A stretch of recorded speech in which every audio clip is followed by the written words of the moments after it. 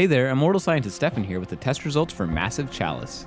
Massive Chalice was developed by Double Fine, who you might recognize as the makers of Psychonauts and Brutal Legends, among other well-liked games. You play as the ruler of a kingdom besieged by the Cadence, a supernatural threat. You were advised by the Massive Chalice, a giant goblet with two chatty personalities. We just need you to take command because our citizens, understandably, find it hard to trust a giant talking chalice. We are not just a giant talking chalice. It turns out that the big cup actually made you from the blood of heroic families and some sort of weird ritual that made you immortal, but also binds you to the throne. Now, being stuck in a chair might not sound very exciting, but let the Titanic tumbler explain. So you can never leave the throne. But do not despair. You can still command your heroes. Look inward, and you will find that your mind can follow them anywhere.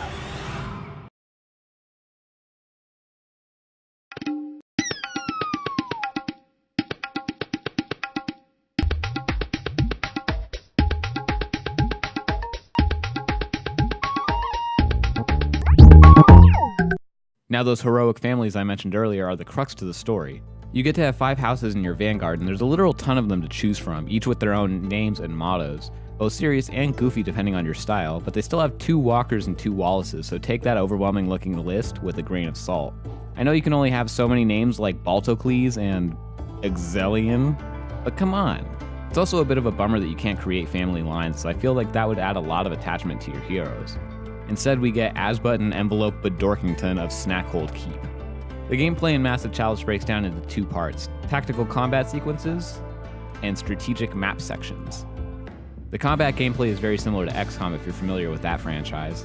You have a group of units of various classes. There's the Alchemist, who throws bombs at enemies, Caberjack, who hits enemies with a big stick, and Hunter, who uses a large crossbow to fight at a distance. You have to move on a gridded map to fight the Cadence. In the early part of the game, you'll fight Seeds, they're small melee enemies, Raptures, Suicide Bombers, and Lapses, huge assholes who steal your hero's experience.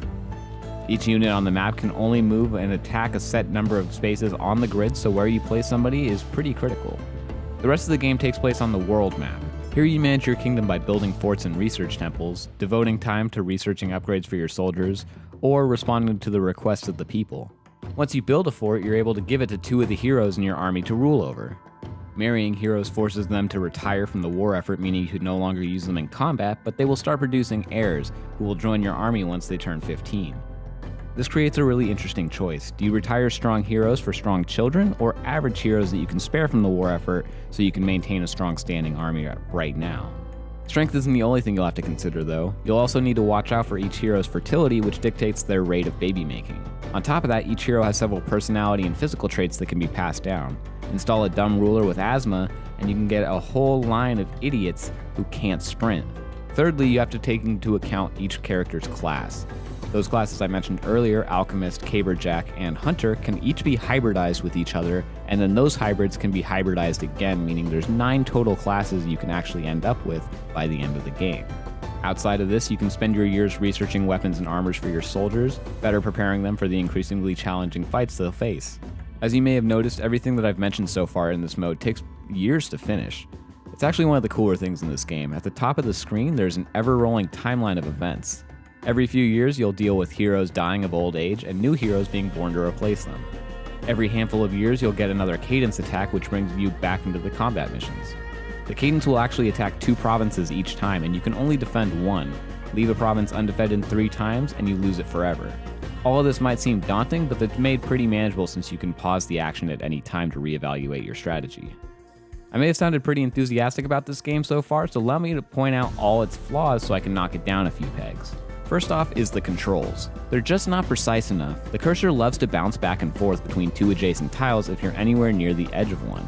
Considering how important unit placement is in these kind of games, this could really screw you over. Outside of that is the lack of variety in the visuals. Most of the environments repeat, and your soldiers all look pretty generic. It really adds to the feeling of your heroes being disposable. One of the best attributes of XCOM is that you're able to really get to know your soldiers and mourn them when they get killed in action. Or just save scum so it never happened. But here I never bothered to learn a single unit's name. That same time mechanic that makes the game unique also means that you're never really spending more than a handful of fights with the same team, so why would I care when anyone dies? The music is good, but it's really sparse. There's long stretches of time with no music, and that's pretty jarring, especially in the middle of a heated fight.